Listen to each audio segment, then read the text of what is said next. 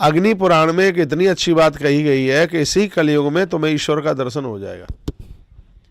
ऐसा क्या करें जिससे भगवान का दर्शन हो जाए?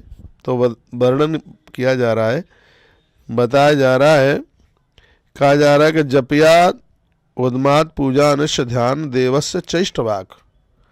क्या सुंदर बात कही गई है। कहा गया है कि इष्ट देव का दर्शन यदि करना है, इष्ट देव की प्राप्ति करनी है, तो एक कुछ काम है, इनको कर लीजिए। तुम्हें तुम्हारे भगवान की अनुभूति होने लगेगी। सबसे पहला है गुरुदेव के द्वारा जो मंत्र मिला है उस मंत्र का जप करें। इष्ट दर्शन में मंत्र की बहुत बड़ी विशेषता है, बहुत बड़ी महिमा है।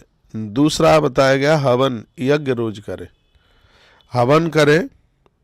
जपयाद धूमात्म पूजानाश, सबसे पहले जप, उसके बाद में हवन, उसके बाद में है पूजन, और चौथे नंबर पर है ध्यान। ये चार चीजें हैं, ये एक दिन तुम्हें तुम्हारे इष्ट से मिला देंगे, कहीं भटकने की जरूरत नहीं पड़ेगी। बाबा जैसे हम और तुम सामने बैठे हुए, सत्य है, भगवान ऐसे ही सामने आके खड़ा हो जाएगा, बिल्कुल इसी तरह से। पूज्य डोंगरे जी महाराज के सामने भगवान प्रकट होते थे। पूरा देश हमें सुन पा रहा है। ये चार चीजें हमारे और आपके जीवन में हों, और कभी कभी तो भगवान का आने वाले समय में साक्षात्कार हो जाएगा। भले ही प्रभु कौन से ही रूप में आवे, परमात्मा को आपसे मिलने के लिए आना पड़ेगा।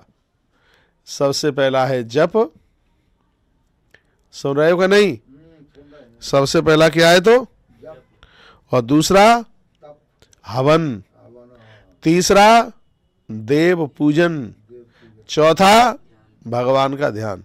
ये चार है, ये चार ही चीजें हमें ईश्वर से मिला देंगी। जपध्यात्म पूजाश ध्यान देवस्य चैष्टवाक, ये चार चीजें ये भगवत दर्शन करा देंगी, यह ईश्वर का दर्शन करा देंगी, परमात्मा का साक्षात्कार करा देंगी।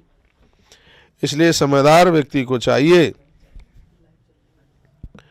कि वह हमेशा ये अध्यात्म के चार कामों को करता रहे, इससे बिल्कुल भी दूर न जाए। इसी के द्वारा उसका आनंद हो जाएगा। हमारे ग्रंथों में जीवन बदलने के लिए बहुत अद्भुत अद्भुत कथाओं का वर्णन किया गया है।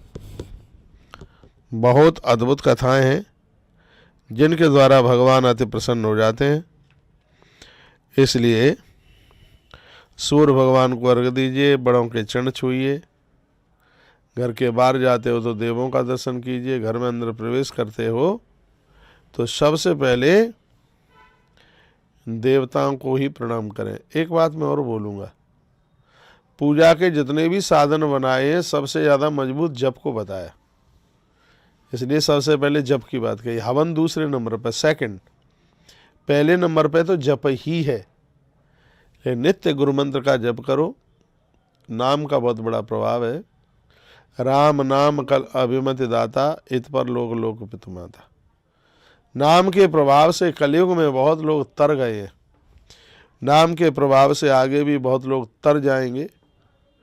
नाम की बहुत बड़ी महिमा है। नाम लेत भव सिंधु सुखाई, भगवान के नाम के सहारे तो सरोवर सिंधु समुद्र सूख जाता है।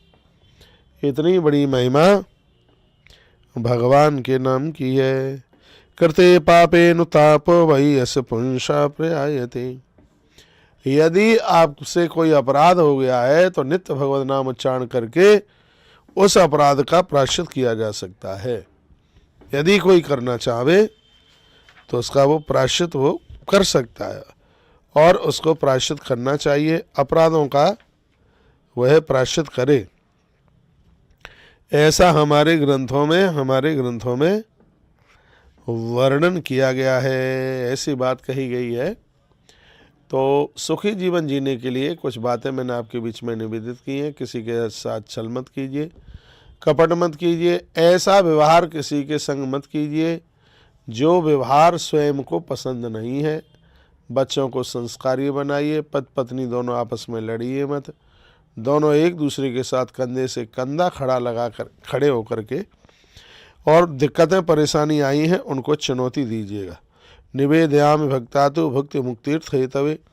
आपके जीवन में जो भी कुछ है उसे भगवान को ही निवेदन करके यही सोच लें कि मेरे पास में जो भी कुछ है वो सब भगवान ने दिया है, वो सब परमात्मा ने दिया है। यदि हृदय की ऐसी भावना रहेगी तो जीवन बहुत आनंद के साथ निकलेगा, जीवन मंगल में निकलेगा। बहुत बहुत धन्यवाद।